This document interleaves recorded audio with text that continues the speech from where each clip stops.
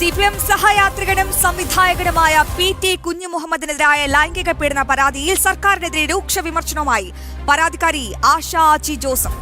മുഖ്യമന്ത്രിക്ക് പരാതി നൽകിയിട്ടും കേസെടുത്തില്ല.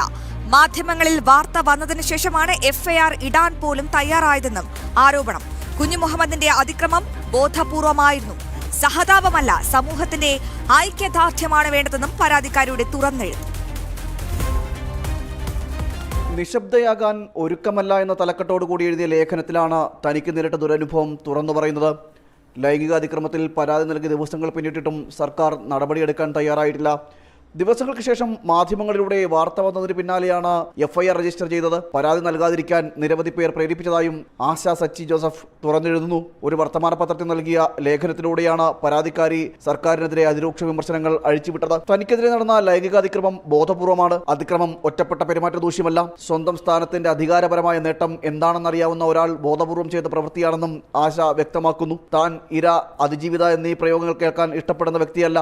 വ്യക്തി എന്ന നിലയിൽ തന്നെ അടിസ്ഥാനാവകാശങ്ങൾ നിഷേധിക്കുന്നതാണ് ഇതെന്നും ആശ പ്രതികരിച്ചു. 30ാമത് അന്താരാഷ്ട്ര ചലച്ചിത്രമേളയിൽ വെച്ചാണ് ആശയ്ക്ക് മോശം അനുഭവം ഉണ്ടാകുന്നത്.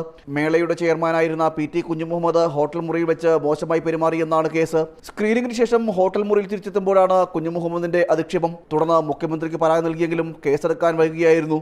ജനം, തിരുവനന്തപുരം.